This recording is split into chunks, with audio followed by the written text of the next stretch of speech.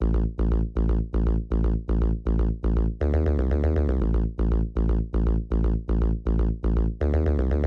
how's it going, everyone, and welcome to episode of Wrestless Radio. This is an episodic podcast diving headfirst into the wacky and wonderful world of professional wrestling. I'm your host, longtime wrestling fan, Cold Stone Austin Steve Concilio, and joining me on this log flume adventure ride and is the overall coolest perspective in this equation, he is the smoking hot smoker himself, Scott Nananovich. Scott, how's it going? Yeah, I'm well, thank you. Yeah? You sound very peppy today. Yeah, well... More than usual. Oh, I'm feeling a lot better today. Are you? Yeah. It's beautiful weather outside. Yes. So we're just sitting in the sun, soaking up some rays. Lovely 17 degrees here in Melbourne. Oh yeah, it's beautiful. Yeah, you've had your Monster Energy drink, I see, with a VB stubby. That's good. It's perfect. So when we left the last episode, Austin reigned supreme at WrestleMania 14, the 5-star match that we watched, and we had some positive things to say about it. Oh man, I feel bad about being overly negative, but at the same time, it's just like, go back and watch it. It's really not anything special. And I don't think it's highly regarded as a great match anyway, so I don't feel too bad. You should feel bad for making me watch that match. You have to see the bad matches. You can't go through wrestling without seeing the shit. The Austin era has begun, and he's the #1 man in the company. McMahon was trying to mold Austin as well into the corporate champion, as we saw a little bit of. Wearing the suit. Yeah. He's like, nah, fuck that shit. Yeah, exactly. But Austin, of course, kept spoiling his plans, so out of Vince's frustrations, he challenges Stone Cold Steve Austin to a WWF Championship match. I'm not joking. April 13, Raw is War. That's right. The chairman and the owner of the World Wrestling Federation wants to have a wrestling match. And if Austin won't play ball, Vince will take the ball. There he is. He's got some comfy pants on. Oh yeah. Yeah, those parachute pants, mate. Does he wrestle in those pants? He's gonna wrestle in them. Oh, nice. He's been kissing Vince's butt so long, he's been talking right into him.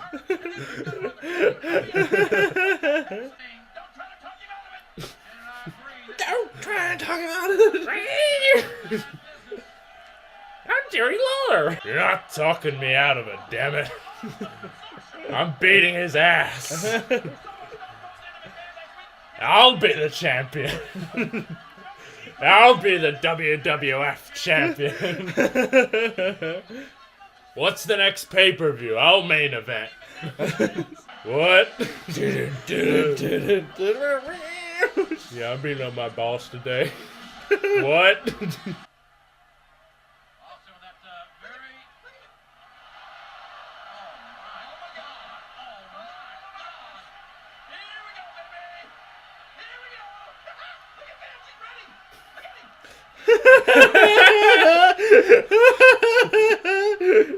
The commentary on this is great. Oh, kick his ass. No. Vince is gay. Oh, really? Yeah. Why are you robbing him? Just massaging them, getting the muscles loose, man. You gotta get him loose. He doesn't want to tear anything, Oh, yeah. you know. You wouldn't be able to use the A laptop. lot of meat there, you know. Yep. You know you gotta beat the meat before you serve it. A mouthpiece. Alright, here we go. What? I've got a level with this Philadelphia. The dude does not feel a whole lot of love out here tonight. What? Is this a match?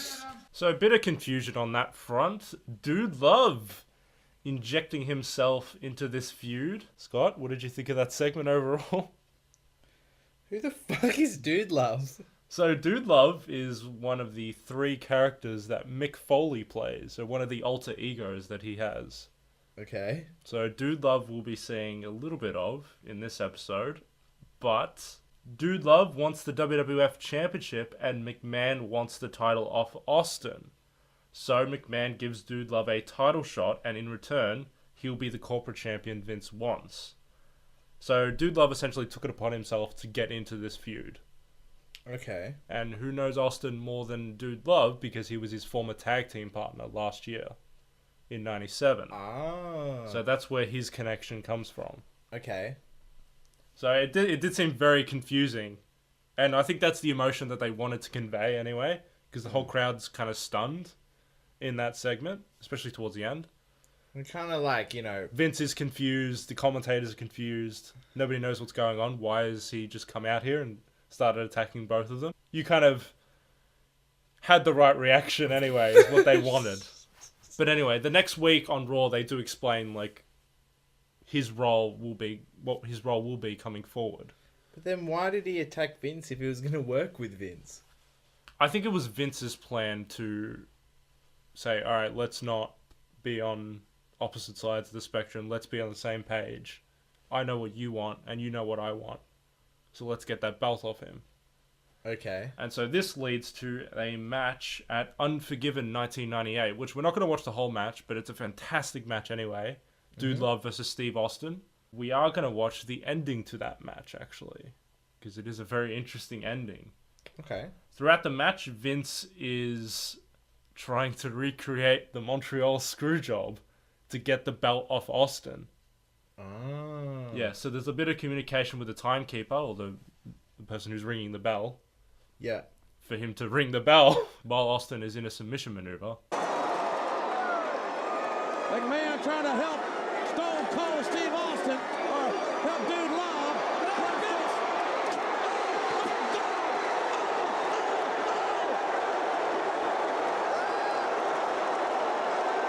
McMahon is down. McMahon is out. Austin, that's what a catastrophic occurrence. The stunner. No ref. 1, 2, 3.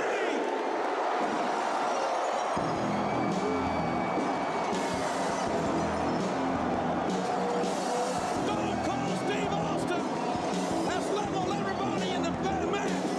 The referee is down. New Love is down. But Vince McMahon has been struck in the face by Austin with a chair. So they have the match at Unforgiven 98. We just watched the ending. Scott, what'd you think? Well, I mean,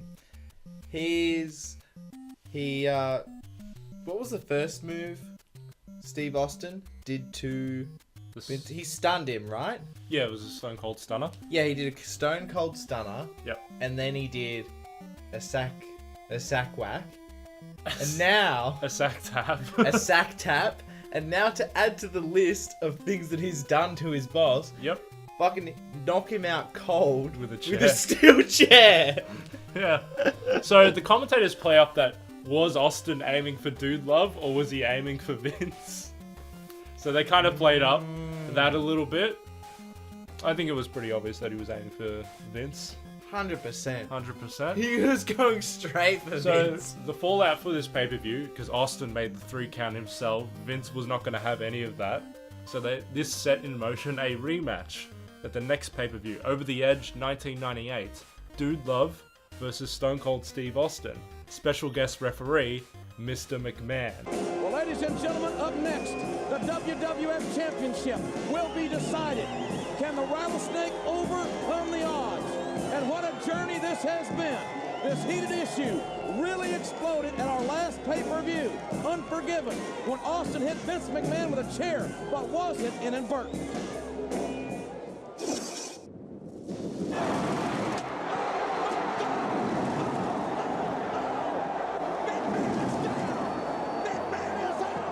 Should I fire Stone Cold Steve Austin? Not yet.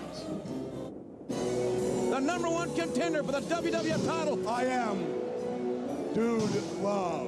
And over the edge, Vince McMahon might have stacked the cards against Stone Cold Steve Austin by having a little timekeeper. The esteemed Gerald Briscoe. a bell ringer, Hall of Famer, Pat Patterson. and himself as a special referee. I don't care if he's Stone Cold or who he is, there's no way he can overcome these odds. But I really don't give a rat's ass about all that. It was one individual, and only one individual, me.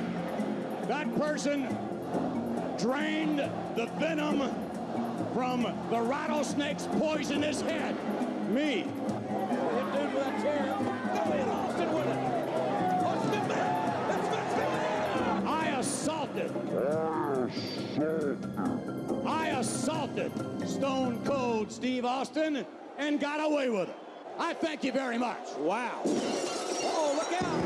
Oh, no. This is about to pick up right here. Here comes the rattlesnake. You are the world's dumbest son of a bitch. So, since I was assaulted, I want you to do your job and arrest that piece of trash right now. What's he talking about? I'm Vince McMahon. Look at this. Barney Bumping Company. They're going to talk the boss. Take it down. Take it down. The leader of the wrestling world is being cuffed. I apologize to the former WWF champion, now unhandcuffed. That's not how you go. I ain't gonna accept that. I ain't gonna accept that. Take his ass to jail. If they ain't gonna apologize to me, take his ass to jail. No. Let me try it again. I apologize.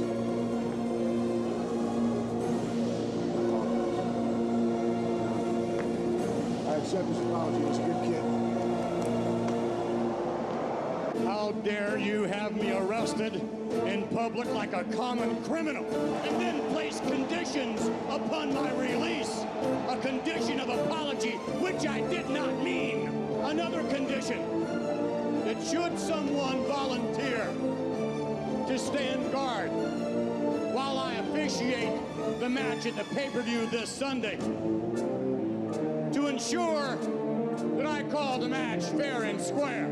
I accept that condition too, because there isn't one WWF superstar on the roster that can intimidate me. Not one. What's he doing, JR? Hey! The Undertaker!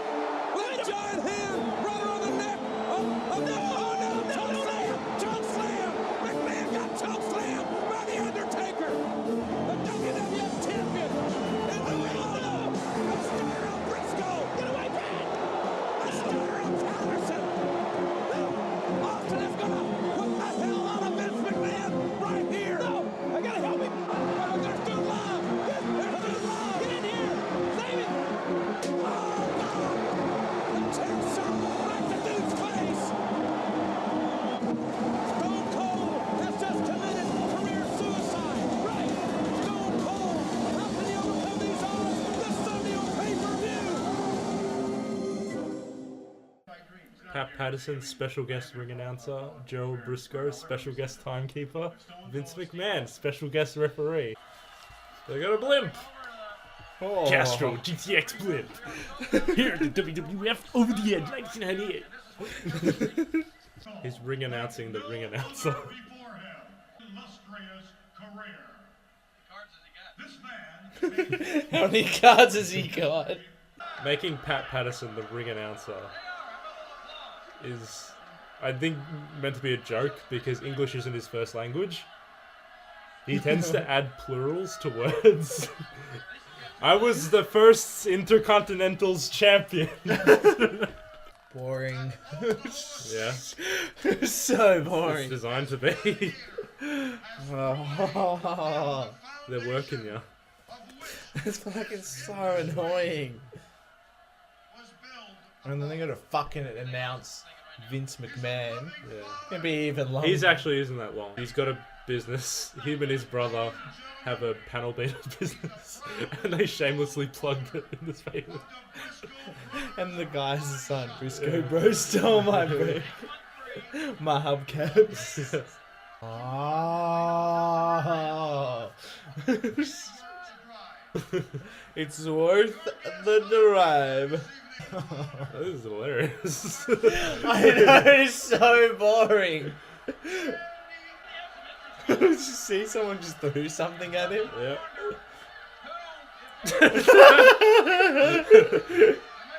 God, Jerry, what are you wearing? Looks like he's wearing a magic carpet. He doesn't even seem like a bad guy, but he's just a piece of shit. Dude, love. Yeah. Alright, I'm sick of that gimmick now. You sick of the dance? I'm already sick of it. He's the cat that makes the kittens purr. That's his moniker. Really? Yeah. It's a disgrace to every human being alive today. He's disgrace to the human race. And look who volunteered. He's our first viewing The Undertaker. Yeah! You actually get to see the entrance and everything. Oh, that's a really cool entrance. Yeah? And everything goes dark. Yeah. It's funny, this crowd, they're in Milwaukee. They're not in like a Chicago or a Philadelphia. They're in Milwaukee, Wisconsin. Yeah. Like, not known as a wrestling town at all, but... Yeah, this crowd is fucking hot. Vince is gay. Again. Oh, he's twisted between the two. Oh, his head's stuck. Yeah. The Spanish commentators. This match is a no disqualification. They're just changing the rules on the fly. Oh, really? McMahon was like, this is no...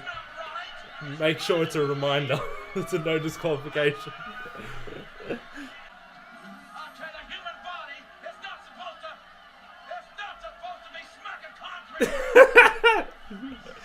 Oh.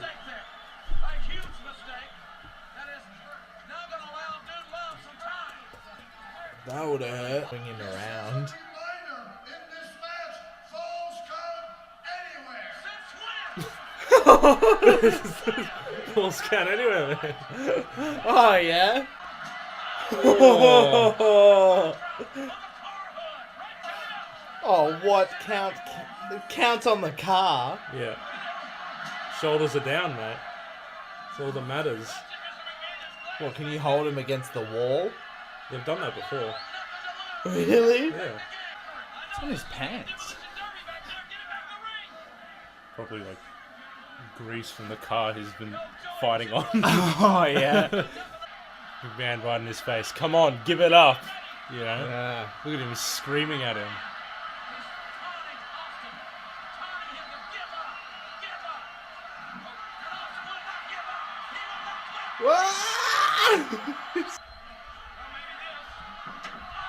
Oh.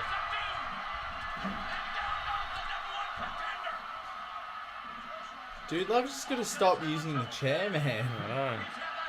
Steve Austin always uses it against him. Oh, jeez. Oh.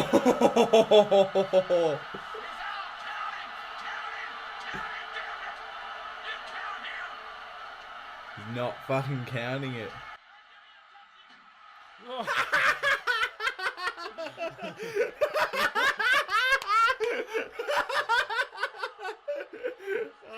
fucking prick.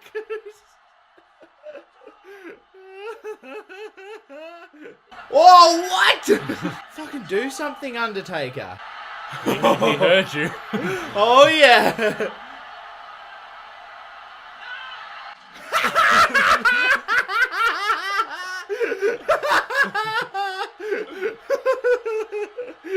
Yes. Yeah, fucking chokeslam that piece of shit too. Into the other table. Do it. Do it. Yes. Oh man. Oh, that was perfect.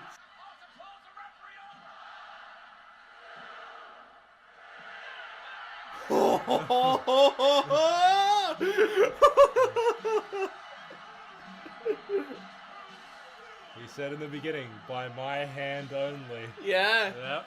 overcoming all of the odds stacked against him. He walks over Vince. With the rules changed on the fly, with Patterson ringside tripping him up, Briscoe, McMahon making slow counts. Wow. Crowd is amazing. Like, that gives you goosebumps seeing that. And we're back, Scott. We've just seen Over the Edge 1998 Austin versus Dude Love for the WWF Championship. With the odds stacked against Austin, he prevails once again. What are your thoughts? That was an incredible match. You loved it? Oh, yeah, I'm man. so glad you loved it, though. It is a wild brawl. Like, they brawl all over. The story in the match is told brilliantly by everyone involved. Oh, yeah, from the start, like, you already hate everyone who's against Steve Austin. It's freaking crazy how they, executed it all so well. I think everyone played their role as perfectly as they could have. Because you had Austin and Dude Love, amazing chemistry in the ring, those two. And, like, they have some fantastic matches, even in the past and here as well. With McMahon and his completely biased refereeing with Dude Love, I thought that was fantastic. He played his part so perfectly throughout that match. Even, like, cheering on Dude Love throughout it, or screaming in Austin's face to give up. You know? And then Undertaker just, most of the time he was just kind of standing there, but his character was intimidating in itself. His role there was basically just to intimidate McMahon. But he does get involved in the end, and we're going to talk about that in a second. Joe Briscoe and Pat Patterson, their roles throughout the match. They're just the two Stooges. The Stooges basically following McMahon to the ends of the earth. Spruiking the car business at the start. Exactly. Is it a real business? Yeah, it is. Briscoe Brothers Body Shop. It's his panel beating business. In Tampa Bay, Florida, I believe. And they actually plug the phone number and the address of the business. I thought that was great heel work.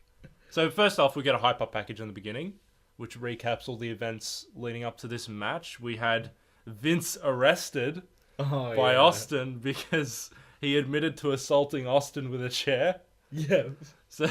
But he was released on one condition: if Vince apologized to Austin, he would be released from his handcuffs, and he did. So McMahon, in his own confidence, if anyone wants to volunteer as a special guest enforcer in this match, they are welcome to, knowing full well that Austin doesn't have a friend in the locker room at all. And so that was the confidence of McMahon going into this match, because he had Briscoe as special guest timekeeper, he had special guest ring announcer Pat Patterson, and he has himself as a referee. Just to be somewhat fair to Austin, he would give him an enforcer. Yeah. Knowing that no one would show up. Lo and behold, The Undertaker puts his hand up as the volunteer and is basically the wrinkle in the plans that McMahon has laid out. So we get a long introduction in the beginning. We get Pat Patterson doing the ring announcing. Oh, yeah. The Intercontinental's champions, Pat Patterson. Well, first, Howard Finkel gives a long introduction to Pat Patterson. Did you notice the winning the championship, the Intercontinental Championship, through a grueling tournament in Rio de Janeiro? No. Alright, so that was in the beginning of the announcement. Yeah. So that tournament did not happen. It doesn't exist. They made it up at the time, because the Intercontinental Championship, that is essentially like the mid-card title. Okay. And so Pat Patterson has been named the first Intercontinental Champion when they first introduced the championship. And as a way to sell it, they just made up the fact that he won a tournament in Rio de Janeiro to crown the first champion. And so that's kind of an inside joke. Ah, yes. Yeah, so that he was the first Intercontinental Champion Yes. winning a tournament that nobody saw and nothing happened since. It's like Tom Cruise, you know. He can fly when nobody's looking. Exactly. Where's that from? Oh, it's, Scientology. Oh, okay. So Pat Patterson does his best plural introductions. Yeah. Yes, adding a plural after every word. English is not his first language, and I bet that was an inside joke from them to make him ring announcer. So he introduces Joe Briscoe and, of course, plugs his business, as he does. Oh, yeah. Briscoe Brothers Body Shop. Out comes McMahon with a very welcoming introduction by Patterson. Mm-hmm. Looking very tight in that referee shirt. Oh, yeah. It looks ridiculous on him. And we saw the backstage interview prior to the match where Michael Hayes is interviewing him and the Stooges. Yeah. And McMahon says the phrase, "By my hand only will this match end." Very important later on.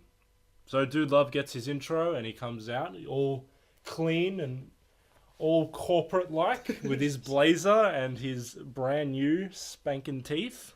Oh, loved by a million, I recall the announcer said. Oh, yeah. So he removed the plural there. Yeah. Okay. So Patterson decides not to introduce Austin at all. Oh, no, he started introducing him. He's just like insulting the guy. Says he's scum of the earth. I'm not gonna introduce a bum. Yeah. The audience is losing their shit. Oh, yeah. When they call him, like, it wasn't an introduction, but he's just like, this man is the worst person. He's a degenerate. He is a disgrace He's a punk to the human race. Everyone's like, yeah. So Austin comes out to the massive pop, and the Milwaukee crowd throughout this entire match is amazing. They are honestly... You could watch this match just for the crowd themselves, because they're chanting, "Let's go, Stone Cold, let's go," which I've never seen a crowd actually do that at a wrestling show, where they're actually chanting, "Let's go, insert name." Okay. It doesn't happen very often at all. Yeah. And so to see that is really interesting. Throughout the whole match, they're completely in unison with Austin. And it honestly, perfect backdrop for the match.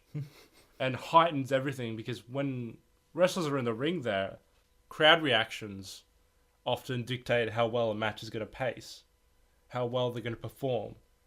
It comes down to adrenaline as well, because that adrenaline kind of heightens the drama and heightens the story, and also heightens your performance as well. Oh, yeah. And so a great crowd can really pump up a wrestler, especially when they're in the ring there. And these two just fucking go nuts throughout this match. Oh, yeah. Unbelievable. Dude Love controls mainly the beginning of the match. And McMahon is being very lenient with the rules in the beginning. Oh, yeah. Yes, McMahon gives Austin a bit of a fast count while his shoulders are pinned to the mat. Austin says, "Whoa, whoa, whoa, hold on there." So there's a bit of brawling outside. McMahon then changes the rules to a no disqualification match, just on the fly. Pat Patterson, "This is the reminder. This match is now a no disqualification match." Classic Stooge. Like, you could, like, hear it in his voice that he was just a follow yes man. Yeah. It's perfect. So Austin gives Dude Love a brutal clothesline to the concrete. Dude Love managed to get the advantage, though, with a running neckbreaker on the floor. These guys do a lot of work on that concrete. A lot of work, and it's unbelievable. So they go over to the Timekeepers area, and Austin and Dude Love are brawling around it. Austin picks Dude Love on the barricade and then clotheslines his head off onto the concrete. The crowd fucking explodes. Austin goes 2 middle fingers up in the air, and it was fantastic. And then he starts stomping on Joe Briscoe. Yeah. In the corner. Like, this match is so much drama. It's fantastic. Yeah. McMahon changes the rules again to a Falls Count Anywhere match once Dude Love gets the advantage again. Austin gets backdropped onto the hood of a car. Breaks the windshield as well. Oh, I loved the brawling in the cars. Did you like the set that they had Yeah, there? it was so cool. All the crashed cars, all the basically, what is it, a tip? Yeah. Pretty much. No, wrecking yard. Yeah, wrecking yard. All wrecking yard cars. That was perfect. Yeah, I thought that was fantastic. And they used the cars great in this match. Dude Love gets flapjacked on the back of a station wagon as well. Austin goes for a stunner on top of a car, but Dude Love pushes him off. He flies off the hood and slides onto the concrete. That was a brutal spot. Dude Love goes for an elbow off the car, but misses. And throughout this, like, total exchange, Undertaker is pretty much intimidating McMahon to make the count. And McMahon has just basically got one eye on the Undertaker at the same time as he's making the count. And there was one instance where McMahon kind of slowed his count as he was looking at the Undertaker. Yeah. I thought that was fantastic. Like, the acting in this is just great.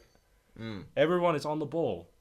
Yeah, I mean, it makes sense. The Undertaker is a freaking scary looking guy. He's the dead man.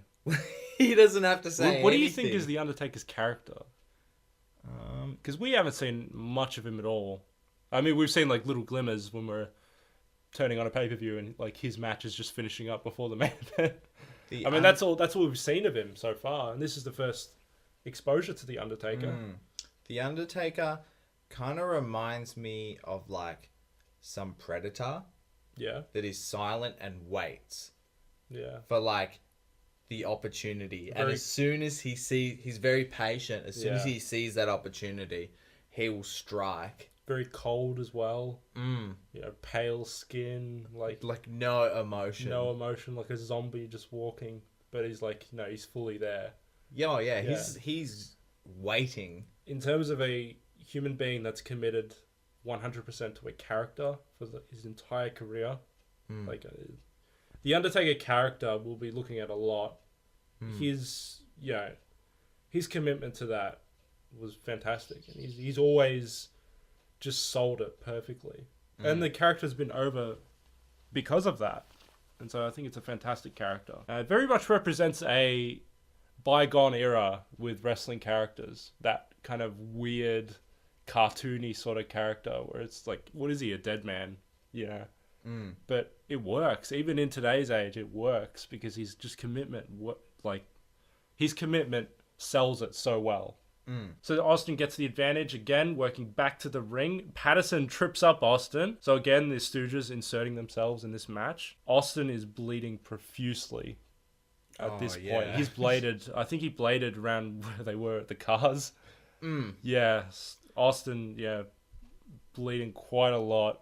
And it started staining. Especially with him, because he's got a bald head. And so you could see all the stains and fingerprints. Because dude loves been grabbing his head. It looks like a murder running scene. All down, like the middle of his head. Yeah. Backwards.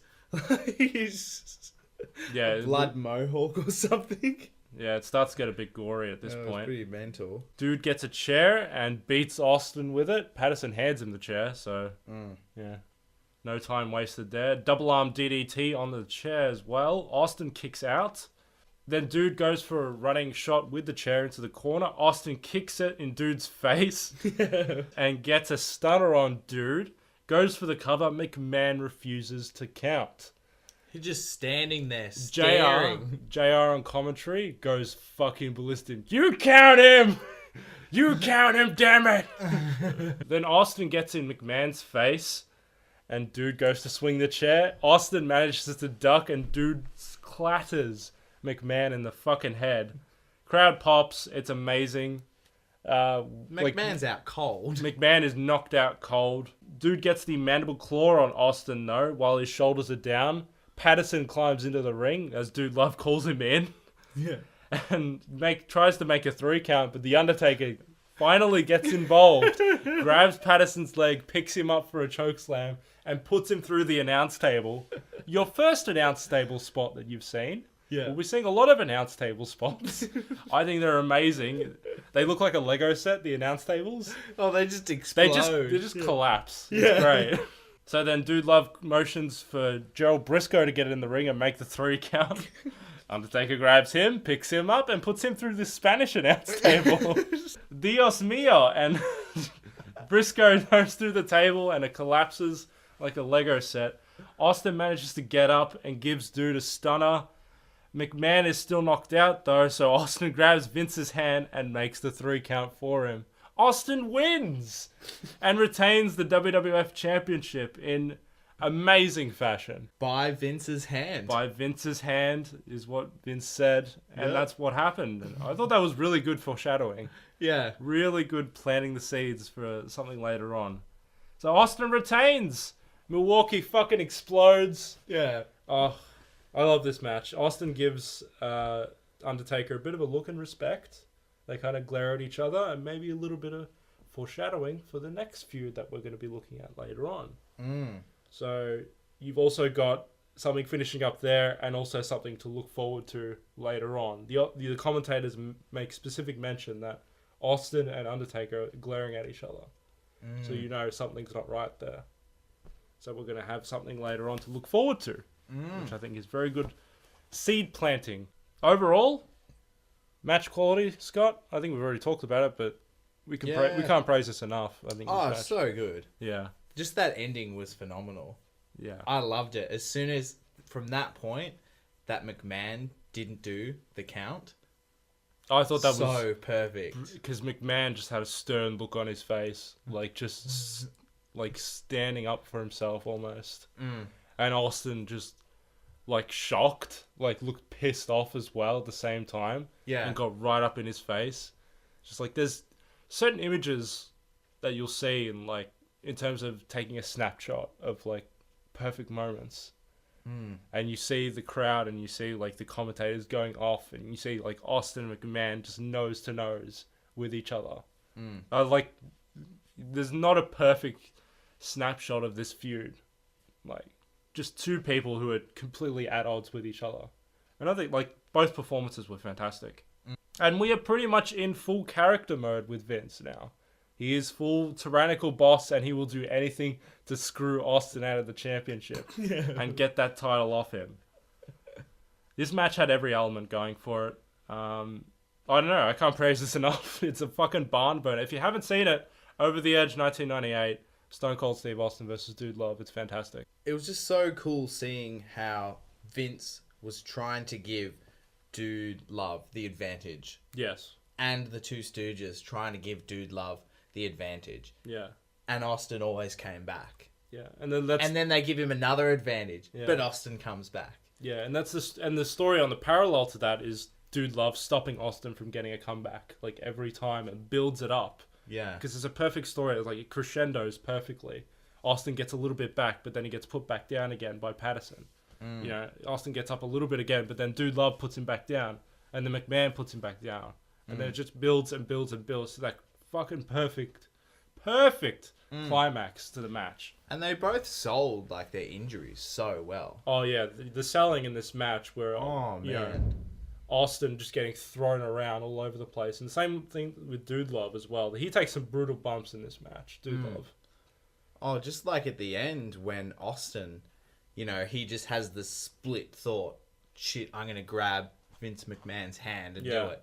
You see him get up, and he's, like, stumbling around the ring. Yeah. Like, he's destroyed. There's still ring psychology there. And that's what is ring psychology, is essentially understanding that, oh, my head's injured, I probably got a concussion, I'm pretty woozy. You know, I should be stumbling around, I should be, you know, completely out of it. And they sell it perfectly. Yeah, well, he looked like he was injured. Exactly. You know? Yeah. And then Austin celebrating at the end is, like the perfect image of the crowd just all on their feet, and in unison he puts his middle fingers up in the air and the entire crowd does it with him. Yeah. It's like that's how over that guy was. Yeah. You know, and how hot the product was at that time. Well, you had a crowd of Milwaukee, Wisconsin, not known as a wrestling town. Like if you think Chicago, you think Philadelphia, you think New York, you don't think Milwaukee. And Milwaukee proved that it was just as hot as those other wrestling crowds. I thought it was a fantastic match. Go watch it.